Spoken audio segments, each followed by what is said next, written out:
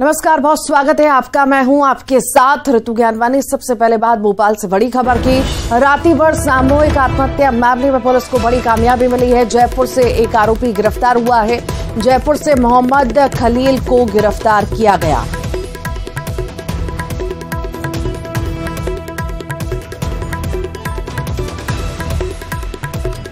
बड़ी खबर भोपाल से आपको बता रहे हैं। रातीभर सामूहिक हत्या मामले में पुलिस को बड़ी कामयाबी मिली है। जयपुर से एक आरोपी को गिरफ्तार किया गया है, जिसका नाम मोहम्मद खलील बताया जा रहा है, जिसे गिरफ्तार कर लिया गया है।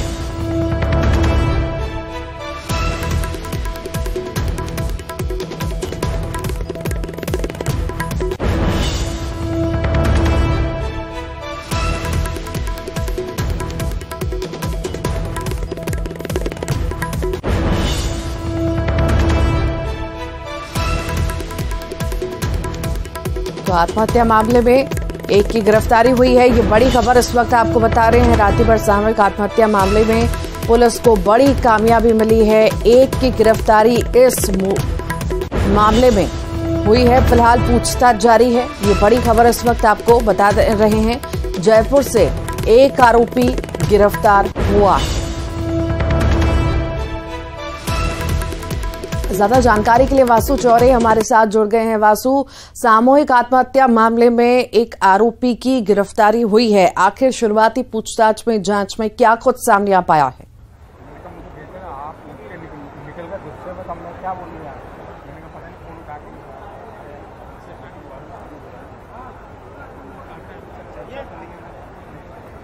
वासु, आपको मेरी आवाज मिल पा रही है?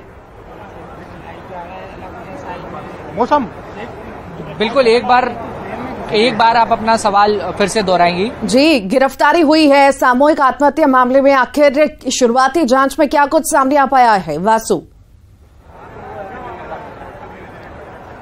निश्चित तौर पर देखिए, राजधानी भोपाल में जो एक परिवार का सामूहिक आत्महत्या करने का मामला सामने आया था, वो अपने आप में काफी सनसनीखेज सा, चौंकाने वाला था। जब ऑनलाइन कर्ज के दलदल में फंसकर एक पूरे के पूरे परिवार को अपनी जान की आहुति देनी पड़ी थी, जिसमें मासूम बच्चे तक शामिल थे। उस पूरे मामले में पुलिस को बड़ी कामयाबी मिली है। एक आरोपी को गिरफ्तार करने में पुलिस कामयाब हुई है। जयपुर से जो आरोपी है उसको गिरफ्तार किया गया है और अब आरोपी को लेकर जो पुलिस है वो भोपाल आएगी। रिमांड पर उसे रखा जाएगा, कोर्ट में भी पेश किया जाएगा और एक लंबा पूछताछ का दौर चलेगा। और पूछताछ में कई बड़े खुलासे होने की भी जो संभावना है वो व्यक्त की जा रही है। बीते दिनों ये देखने में आया है कि लगातार इस तरीके के ऑनलाइन ठगी, ऑनलाइन लोन का लालच देकर लोगों को शिकार बनाना और फिर उल जलूल ब्याज वसूल करने के जो मामले हैं वो लगातार सामने आते रहे हैं। और बड़ी संख्या में ऐसे लोग हैं जो इन साजिशकर्ताओं के, इन बदमाशों की कहीं ना कहीं चालबाजी में और इनकी साजिशों में फंस जाते हैं और उसके बाद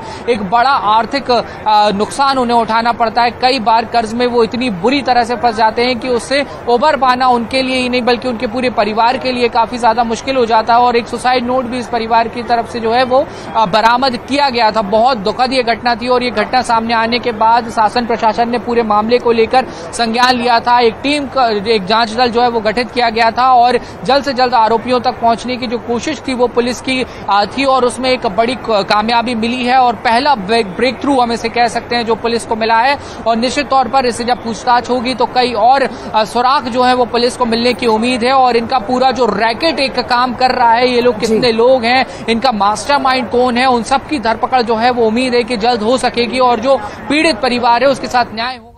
ठीक, बहुत बहुत शुक्रिया वासु जानकारी को साझा करने के लिए। इंदौर से यह बड़ी खबर की बात करते हैं। सेक्स रैकेट गिरोह का पर्दाफाश हुआ है। 6 महिलाओं समेत 2 पुरुष मौके से गिरफ्तार हुए हैं। मनोरमागंज बिल्डिंग में संचालित हो रहा था सेक्स रैकेट। पकड़ी गई महिलाओं में 2 पश्चिम बंगाल की हैं। आपत्तिजनक सामान के साथ नकदी भी बरामद हुई है। पुलिस आरोपियों से पूछताछ कर रही है।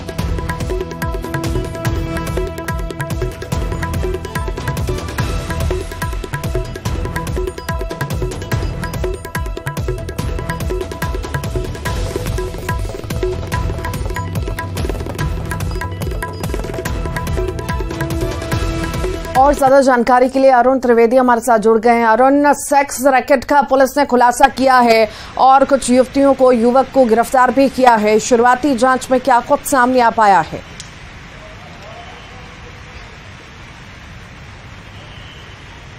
बिल्कुल, देखिए, रहवासियों की शिकायत पर खजराना थाना पुलिस ने ये दबिश दी और यहाँ की जो मनोरमा बिल्डिंग है उससे 6 महिलाओं और 2 पुरुषों को गिरफ्तार किया है। और ये जो महिलाएं हैं देह व्यापार के लिए बाहर से लाई जाती थीं और इन महिलाओं में 2 पश्चिम बंगाल की भी महिलाएं हैं। उनके दस्तावेजों की पुलिस जांच कर रही है। पुलिस को मौके से 7,000 रुपये नकद और आपत्तिजनक सामग्री मिली है। रहवासियों का कहना है कि लंबे समय से सेक्स रैकेट इस बिल्डिंग में चल रहा था। उन्होंने जब इसकी शिकायत पुलिस से की तो पुलिस ने देर रात छापामार कार्रवाई की और इसमें सरदार सिंह और आकाश सिंह 2 ये पुरुष गिरफ्तार किए गए हैं और जो 6 महिलाएं हैं वो भी पुलिस ने गिरफ्तार उनको किया है और उसमें से दो पश्चिम बंगाल की हैं। और जो महिलाएं हैं ये कहा जा रहा है कि बाहर से आकर इधर आसपास के क्षेत्र में ही किराए के मकान लेकर रह रही थी और इसमें देह व्यापार यहाँ पर इस तरह से संचालित किया जा रहा था। जी ठीक, बहुत बहुत शुक्रिया अरुण। आगे बढ़ते हैं, भोपाल से बड़ी खबर की बात करते हैं।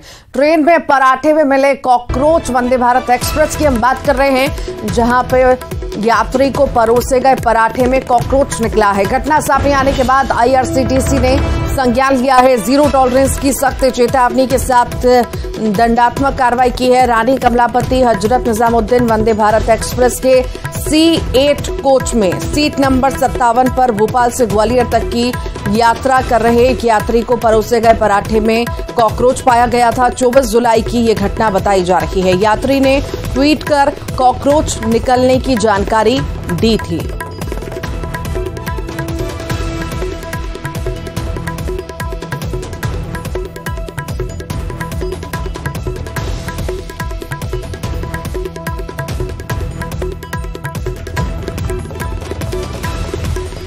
और ज्यादा जानकारी के लिए वासु चौरे हमारे साथ जुड़ गए हैं। वासु, ट्रेन में पराठे में मिले कॉकरोच को लेकर अब हंगामा मच गया है और वो भी वंदे भारत जैसे ट्रेन में ये ऐसी घटना सामने आई है तो सवाल तो उठेंगे ही।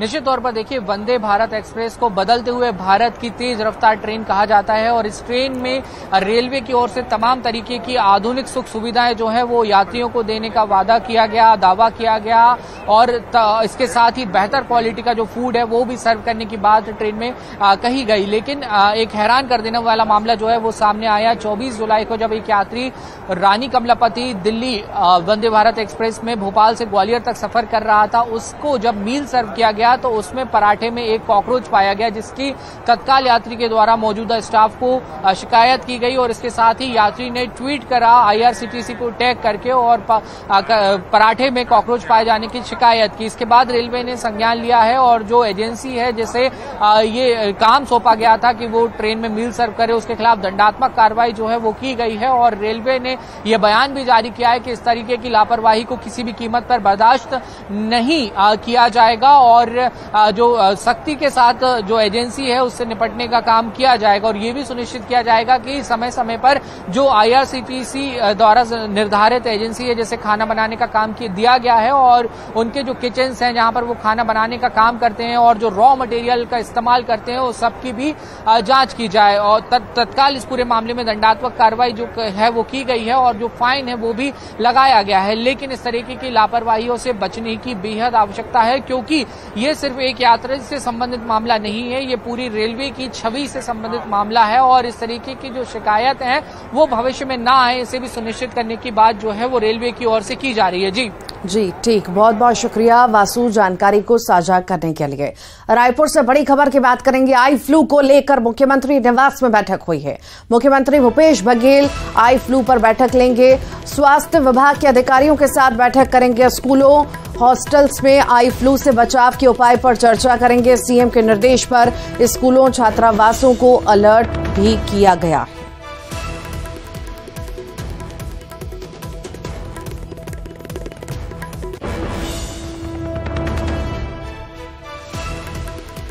तो स्वास्थ्य विभाग के अधिकारी के साथ बैठक होने जा रही है सीएम की।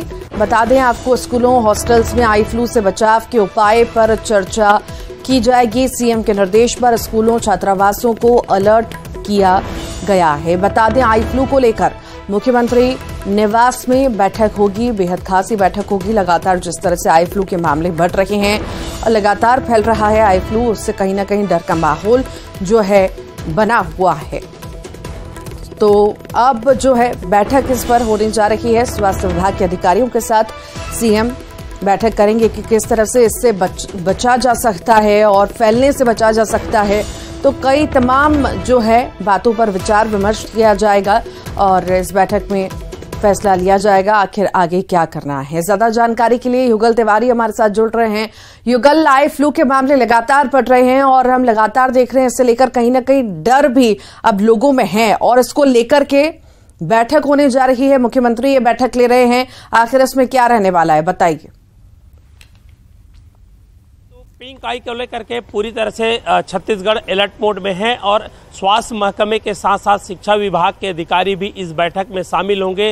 मुख्य सचिव हैं जो स्वास्थ्य विभाग के, वो बैठक में रहेंगे। इसके अलावा तमाम डॉक्टरों से रायशुमारी भी की जाएगी। बड़ी बात यही है कि छत्तीसगढ़ में लगभग 50,000 शासकीय विद्यालय हैं। इसके साथ साथ 10,000 निजी विद्यालय भी संचालित होते हैं और बहुत सारे हॉस्टल भी हैं जहाँ लाखों की संख्या में बच्चे रहते हैं, पढ़ाई करते हैं इन स्कूलों में। और ये पिंक आई है, ये जो फ्लू है, आई फ्लू, वो लगातार तेजी से फैल रहा है, तो उसके रोकथाम के उपाय करने की सख्त आवश्यकता है। उसे लेकर के मुख्यमंत्री निवास में महत्वपूर्ण बैठक मुख्यमंत्री भूपेश बघेल की अध्यक्षता में हो रही है। और जाहिर तौर पर कहा जा सकता है स्वास्थ्य और शिक्षा विभाग के जो आला अधिकारी जो रहेंगे उन्हें जो निर्देश दिया जाएगा। इसके अलावा तमाम अस्पतालों में भी एहतियात बरता जा रहा है और अलर्ट मोड पर पूरा है, क्योंकि ये इन्फेक्शन है, ये जो फ्लू है वो काफ़ी तेज़ी से फैल रहा है। एक घर से दूसरे घर तक कई तरह की दिक्कतें हैं, समस्याएं हैं, वो हो रही है पिंक आई को लेकर के। तो पूरी तरह से फिलहाल राज्य सरकार इसे जो है अलर्ट मोड पे है और इसी कड़ी में, ताकि इसे फैलने से रोका जा सके, किसी अन्य तरह के जो संक्रमण है वो ना हो, इस दिशा में अभी फिलहाल रायशुमारी की जाएगी। उसके बाद सभी स्कूल जो है, कॉलेज हैं, इसके अलावा हॉस्टल हैं और सभी जिला स्वास्थ्य मुख्यालयों को निर्देशित भी किया जाएगा। जी बहुत बहुत शुक्रिया युगल, आप लगातार बने रहिएगा, फिर आपके पास मैं लौटूंगी अगली खबर पर। बिलासपुर से बड़ी खबर की बात करते हैं। रेलवे ट्रैक पर मिला है रेल कर्मचारी का शव, सरकटी लाश मिली है और इससे इलाके में सनसनी फैल गई है। तोरवा के लाल खदान रेलवे फाटक के पास लाश मिली है। रेलवे जोनल ऑफिस में पोस्टेड था मृतक। राजेश उराव हत्या और आत्महत्या के एंगल से जांच में पुलिस जुटी हुई है। लगातार सहयोगी युगल तिवारी हमारे साथ जुड़े हुए हैं, उनसे ज्यादा जानकारी हम लेंगे। युगल, रेल कर्मचारी का शव मिला है, आखिर क्या है मामला? शुरुआती जांच में क्या कुछ सामने आ पाया है, बताइए। की जो बॉडी है वहां पर रेल ट्रैक के पास मिली हुई है और सर धड़ से अलग है, तो कई तरह के सवाल खड़े हो रहे हैं। ये सुसाइड है या फिर किसी ने हत्या की है, इस पहलू पर फिलहाल तोरवा पुलिस है पूरे मामले की जांच है कर रही है। अभी तक पता नहीं चल सका है कि ये हत्या है फिर या फिर आत्महत्या। चूंकि पीएम रिपोर्ट आने के बाद ही पूरे मामले का खुलासा है वो हो सकेगा। पुलिस इस दिशा में जांच कर रही है, किस तरह का उसे तनाव था, क्या व्यवहारिक दिक्कतें थी, तमाम बिंदुओं पर फिलहाल पुलिस अभी जांच कर रही है। लेकिन किसी तरह के अभी जो हत्या है या आत्महत्या, इसका खुलासा नहीं हो सका है। और ये बात है कि रेलवे के अधिकारी हैं और रेल ट्रैक पर लाश मिली है, तो सनसनी बिल्कुल वहाँ उस क्षेत्र में फैली हुई है। अधिकारी, कर्मचारी, उनके जो सहकर्मी हैं वो भी अचरज में है कि आखिर इस तरह के, अगर उसने सुसाइड की तो क्या वजह रही होगी, हत्या है तो किनसे दुश्मनी थी, क्या कोई किसी से विवाद था, तमाम पहलू पर फिलहाल पुलिस है वो जांच कर रही है। जी ठीक, बहुत बहुत शुक्रिया युगल जानकारी को साझा करने के लिए। अब बात करेंगे गोली लगने से घायल हुए रीवा के टीआई की। घायल टीआई की सफलता पूर्वक सर्जरी कर दी गई है। टीआई के सीने के पास धंसी गोली निकाली गई। निजी अस्पताल में ऑपरेशन के बाद टीआई की हालत स्थिर बताई जा रही है। भोपाल के चिरायू मेडिकल अस्पताल के डॉक्टरों की टीम हेलीकॉप्टर से रीवा पहुंची थी, वहीं जबलपुर से भी एक टीम यहां पहुंची है। सर्जरी का वीडियो भी सामने आया। वहीं गोली चलाने से पहले बहसबाजी का सीसीटीवी भी पुलिस को मिला है। आपको बता दें कि रीवा के सिविल लाइन थाने में एसआई BR सिंह ने थाना प्रभारी हितेंद्र नाथ शर्मा को उनके चैम्बर में घुसकर गोली मार दी थी। गोली मारने के बाद सब इंस्पेक्टर BR सिंह ने खुद को 8 घंटे कमरे में बंद रखा। इस दौरान कोई भी पुलिसकर्मी BR सिंह को गिरफ्तार करने की हिम्मत नहीं जुटा पाया। बाद में अधिकारियों की समझाइश के बाद सब इंस्पेक्टर ने अपनी रिवॉल्वर को फेंककर सरेंडर कर दिया। बताया जा रहा है कि SI BR सिंह को 7 दिन पहले पुलिस लाइन अटैच किया गया था। उनके खिलाफ विभागीय जांच भी चल रही थी। BR सिंह ने TI के चैम्बर में जाकर पूछा कि मुझे लाइन किसने भेजा। इस पर TI बोले, ये SP साहब की व्यवस्था है, उनसे पूछो तो बेहतर होगा। इसके बाद SI ने पिस्टल निकालकर फायर कर दिया था।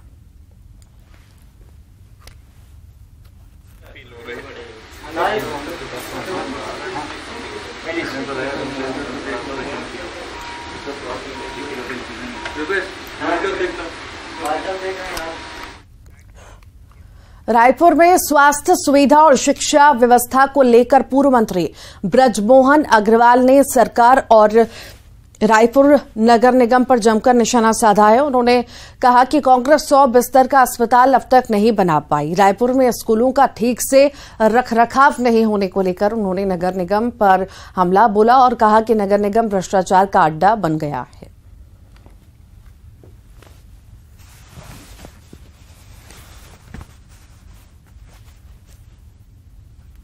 आज वो शौचालय टूट गए, वहां पर पीने के पानी की व्यवस्था नहीं है। कांग्रेस की सरकार और यहाँ के नगर निगम स्वास्थ्य के बारे में और शिक्षा के बारे में।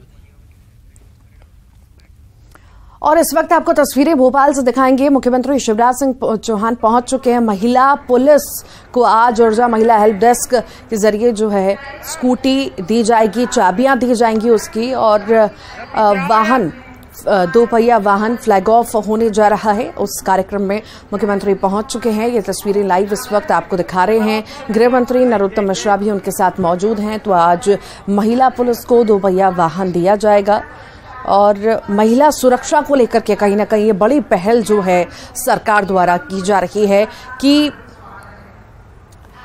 महिला पुलिस जो है 2 व्हीलर के सहारे जा सके, देख सके कि कहां पर क्या स्थिति है और कोई परेशानी ना हो महिला पुलिस को। इसे देखते हुए जो है ये फैसला लिया गया है। तो चाबियां जो हैं सौंपी जाएंगी मुख्यमंत्री द्वारा। ये कार्यक्रम बड़ा रखा गया है भोपाल में और ये लाइव तस्वीरें इस वक्त आपको दिखा रहे हैं। साथ ही साथ उनके गृह मंत्री भी मौजूद हैं। महिला पुलिस को जो है स्कूटी की चाबियां सौंपी जाएंगी कि गश्त पर निकल सके। जो महिला पुलिस कर्मी हैं वो गश्त पर निकल सके, मॉनिटरिंग कर सकें और देख सकें कि कहाँ कैसा वातावरण है, माहौल है और किसी को कोई परेशानी तो नहीं है। तो कहीं ना कहीं एक महिला सुरक्षा को लेकर के बड़ी पहल कही जा सकती है सरकार द्वारा। और आज जो है महिला पुलिस को स्कूटी देने का काम किया जाएगा। ऊर्जा महिला हेल्प डेस्क के जरिए ये बड़ा कार्यक्रम जो है रखा गया है और मुख्यमंत्री इस कार्यक्रम में मौजूद हैं। साथ ही साथ गृह मंत्री नरोत्तम मिश्रा भी मौजूद हैं। संजू सामने से हटो।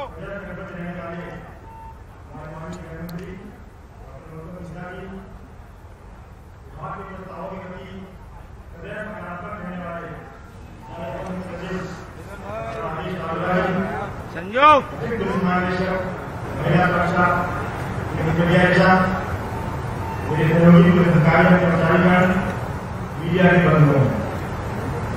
मध्य प्रदेश पुलिस महिलाओं को सशक्त करने और उन्हें सुरक्षित वातावरण प्रदान करने के लिए प्रयास करते हैं। प्रदेश के समस्त जिलों के 700 घरों में वर्ष 2021 में ऊर्जा महिला हेल्प का शुभारंभ किया गया था। 21 वर्षों को देखते हुए पिछले वर्ष 250 और घरों में ऊर्जा महिला हेल्प प्रारंभ की गई। वर्तमान में प्रदेश के कुल 250 घरों में महिला हेल्प संचालित है। महिला हेल्प में महिला पुलिसकर्मियों को सुदूर ग्रामीण क्षेत्रों में सुगमतापूर्वक कार्य करने के लिए पिछले वर्ष 100 दोपहिया वाहन आवंटित किए गए थे। इसका फ्लैग ऑफ माननीय मुख्यमंत्री के कर्मचारियों द्वारा किया गया था। अब ऊर्जा महिला हेल्प डेस्क के उद्योग के लिए 250 दुपहिया वाहन और उपलब्ध कराए गए हैं। इसके अतिरिक्त ये 7 के अंतर्गत प्राइवेट ग्रुप द्वारा नई गाड़ियां प्रदान किए गए हैं। हम आभारी हैं कि माननीय मुख्यमंत्री जी अत्यधिक व्यस्तताओं के बावजूद भी इन वाहनों का प्रभाव अपने घर का अवलोकन करने के लिए आज हमारे बीच है। माननीय गृहमंत्री की उपस्थिति ये प्रेरणादायी है। महिलाओं और बालकों के विरुद्ध घृणित अपराधों की रोकथाम एवं उन पर लंबी कार्रवाई के संबंध में मध्य प्रदेश पुलिस की फ्री रजिस्ट्रेशन और जीरो टॉलरेंस नीति है। इस संबंध में माननीय मुख्यमंत्री जी की संवेदनशीलता सर्वविदित है। इस प्रकार के सभी अपराधियों के विरुद्ध तत्काल गिरफ्तारी, घटनाओं को चिन्हित किया जाकर प्रभावी निरीक्षण तथा सफल अभियोजन सुनिश्चित किया जा रहा है। अपराधियों की अन्य अवैध गतिविधियों और अवैध निर्माण के विरुद्ध कार्रवाई भी माननीय मुख्यमंत्री जी के निर्देश में की जा रही है। इसी का परिणाम है कि पिछले लगभग 3.5 वर्षों में 14 अपराधियों को रद्द तथा 814 अपराधियों को आजीवन कारावास की सजा कराई गई है। महिलाओं के विरुद्ध इन अपराधों की रोकथाम, उन्हें त्वरित कानूनी सहायता पहुंचाने तथा इस संबंध में जन जागरूकता के लिए मध्य प्रदेश पुलिस द्वारा अन्य कई प्रभावी कदम उठाए गए हैं। प्रदेश के सभी जिलों में महिला थाने की स्थापना की गई है। गुम नाबालिग बालिकाओं को खोजने के लिए लगातार ऑपरेशन मुस्कान चलाया जा रहा है। महिला अपराधों के संबंध में पुलिस मुख्यालय स्तर पर पीड़ितों से बात करने के लिए फीडबैक प्रणाली विकसित की गई है। विद्यालयों, बस्तियों, पंचायत पानी में छोटे बच्चों को गुड टच बैड टच आदि के संबंध में जागरूक किया जा रहा है। महिलाओं और बालिकाओं को सशक्त बनाने के लिए ऑपरेशन स्कंद श्रृंखला के अंतर्गत प्रशिक्षण दिया जा रहा है। महिला अपराधों के संबंध में सकारात्मक भूमिका निभाने वाले जनता के लोगों को 80 हीरो के रूप में माननीय मुख्यमंत्री जी द्वारा स्वयं सम्मानित किया जा रहा है। मानव दुर्व्यवहार की रोकथाम के लिए पिछले वर्ष नवरात्रि के दौरान ऑपरेशन चेतना तथा को संचालित किया गया। मध्य प्रदेश पहला राज्य है जिसने ऑनलाइन फील्ड रिविजन इनिशिएटिव प्रारंभ किया है। हाल ही में हमने ऑपरेशन अभिमन्यु प्रारंभ किया है, जिसके अंतर्गत लैंगिक विभेद को समाप्त करने तथा बालकों में विशेष रूप से जागरूकता लाने के लिए कई प्रकार के कार्यक्रम किए जा रहे हैं। मैं आशा करता हूँ आज जो स्थिति महिला हेल्प डेस्क की प्रदान की जा रही है, उनसे ये सभी हेल्प डेस्क अपना कार्य और प्रभावी ढंग से संपादित कर सकेंगे। एक बार पुनः माननीय मुख्यमंत्री जी का मैं माननीय गृहमंत्री जी का आभार व्यक्त करता हूँ। जय हिंद, जय मध्य प्रदेश, जय भारत।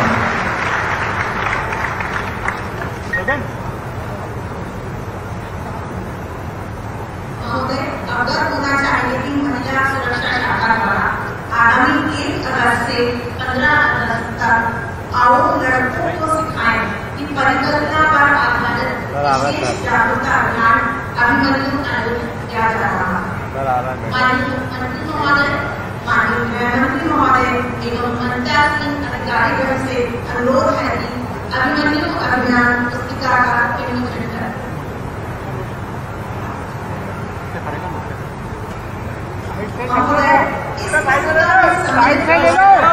महिला सुरक्षा शाखा में पदस्थ अधिकारियों द्वारा तैयार किए गए हैं।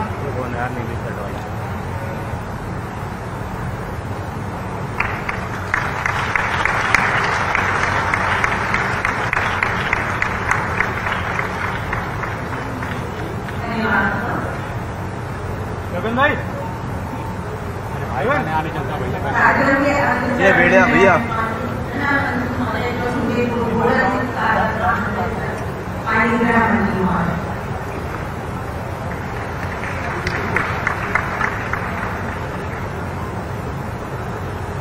मंच पर आसीन प्रदेश के सर्वाधिक लोकप्रिय मुख्यमंत्री, हमारे मार्गदर्शक पथ प्रदर्शक आदरणीय शिवराज सिंह चौहान,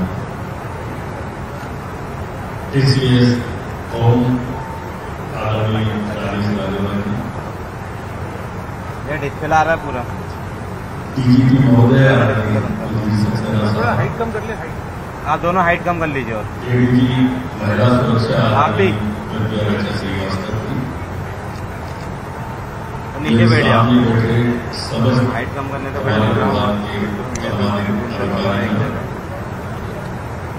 प्रिंट और इलेक्ट्रॉनिक मीडिया के सम्मानित पत्रकार बंधु और दूर तक नजर जा रही जहां तक हमारे विभाग के सभी जवान भाइयों बहनों, कभी कभी कोई व्यक्ति संकल्प ले ये अलग विषय होता है और संकल्प को धरातल पर उतारना यह संकल्प की सिद्धि कही जा रही है।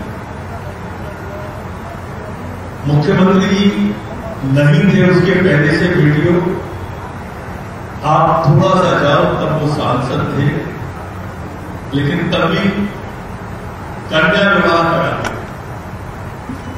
और वो जो नहीं यार दादा काम से बैठो थोड़ा लाडली लक्ष्मी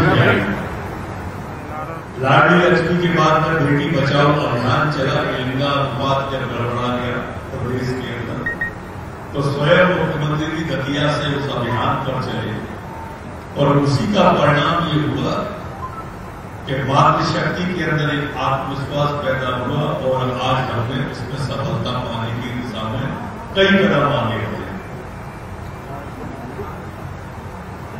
उसके बाद में ऐसा कोई कार्यक्रम नहीं प्रदेश के अंदर जब मुख्यमंत्री जी कन्या का पूजन, बेटी का पूजन मंच पर करके शुरुआत करते। भाव की पवित्रता की तरफ मैं आपका ध्यान आकर्षित करना चाहता हूं कि नारी शक्ति के आत्मबल को बढ़ाने के लिए जो जो किया जा सकता है वह सब किया, पर अभी वर्तमान में इन सारी योजनाओं के बाद हम अपने जो लाडली बहना योजना सुन लो, सावन का पवित्र महीना चल रहा है, बेटियों गांव में जाती उन बहनों का अगर आप देख लो, वैसे तो आप फील्ड में काम करने वाली बेटियां,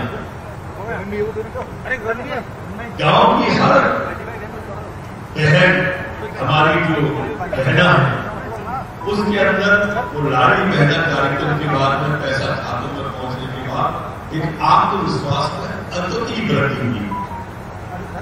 आप भी अगर 18 साल पीछे जाएंगे माननीय शिवराज सिंह जी के आने के पहले तो पुलिस के फोर्स के अंदर महिला जवान, हमारी महिला कांस्टेबल इक्का दुक्का कहीं जिले के अंदर मिलती थी।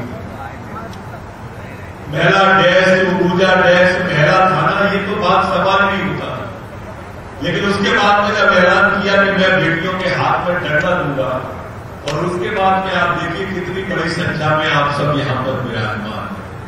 आज मुख्यमंत्री जी मध्य प्रदेश के अंदर हर जिले के अंदर महिला थाना और हर थाने के अंदर महिला डेस्क अलग से है, जिससे हमारी बहन बेटी को अगर कोई दिक्कत आती है तो वो खुल के अपनी बात हमारी बेटी के सामने, महिला के सामने कर सकती है।